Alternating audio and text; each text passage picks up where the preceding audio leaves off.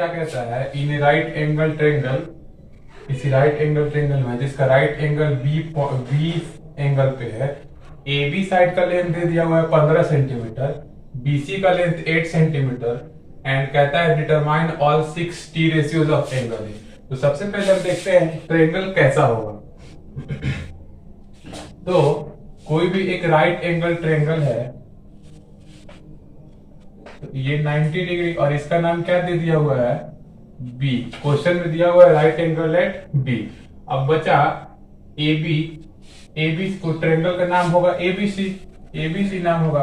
तो ये बी है तो ये ए होगा, ये सी होगा, चाहे ये सी होगा ये ए होगा, इससे कोई दिक्कत नहीं है किसी भी को। तो हमको किस एंगल का निकालना है, एंगल ए का निकालना है। तो थीटा कौन सा हो जाएगा, ये एंगल ए के लिए निकालना है।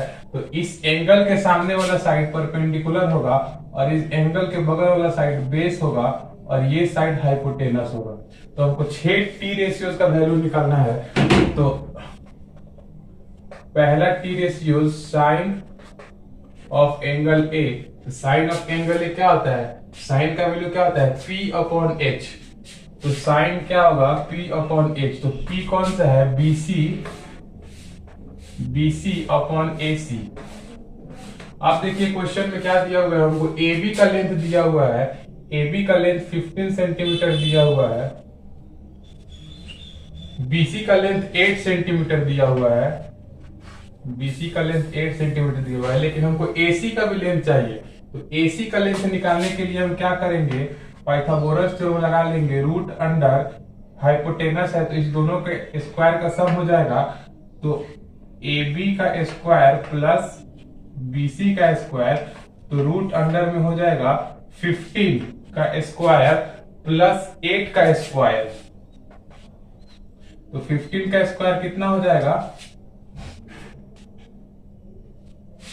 225 प्लस 64, तो ये हो जाएगा रूट अंडर 9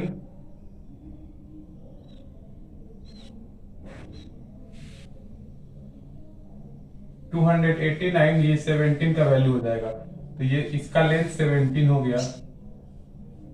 अब हम यहाँ पर पुट कर देंगे तो BC अपॉन AC क्या हो जाएगा, BC upon AC 8 upon 17।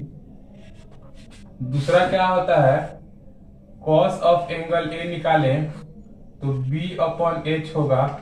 B upon H का वैल्यू क्या होगा, AB अपॉन AC। तो AB का वैल्यू क्या है, AB का लेंथ कितना दिया हुआ है, 15 सेंटीमीटर, तो ये हो जाएगा 15 अपॉन 17। AC अभी हम लोग कैलकुलेट किए 17 सेंटीमीटर। तीसरा ट्रिग्नोमेट्रिक रेशियोज क्या होता है हमारा, साइन हो गया, कॉस हो गया, तो चलिए tan निकाल लेते हैं। tan ऑफ एंगल ए क्या हो जाएगा, तो tan ऑफ एंगल ए क्या होता है, परपेंडिकुलर अपॉन में बेस। तो P अपॉन H का वैल्यू क्या हो जाएगा, 8 अपॉन में 15। अगर 10 हो गया, अब 3 और बचा। अब इसके लिए हम फिगर को नहीं देखेंगे, इसी वैल्यू से इसको हम कैलकुलेट कर लेंगे। तो जैसे हम बात करेंगे, साइन का अपोजिट क्या होता है, कॉसेक,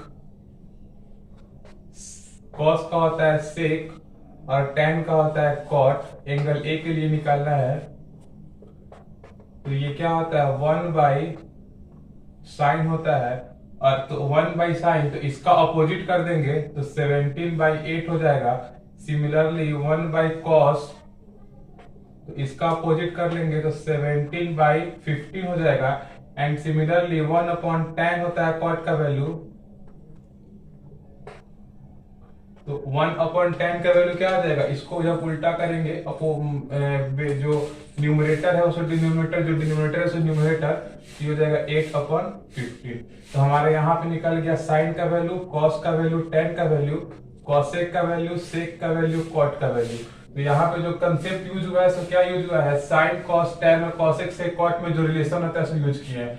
हमने पहले वाले 3 वैल्यू को कैलकुलेट किया और बाद वाले 3 वैल्यू के लिए रिलेशन से फाइंड कर दिया। और इसमें एक और चीज फॉर्मूला यूज हुआ है यहाँ पे, पाइथागोरस थ्योरम।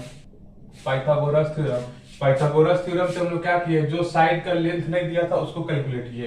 तो इस टाइप का जब भी क्वेश्चन आएगा जिसमें दो साइड का लेंथ दिया हुआ है और बोले कि किसी भी एक एंगल के लिए, किसी भी एक एक्यूट एंगल के लिए सारे ट्रिग्नोमेट्रिक रेशियो डिटरमाइन करें, तो हम लोग ऐसे डिटरमाइन कर सकते हैं।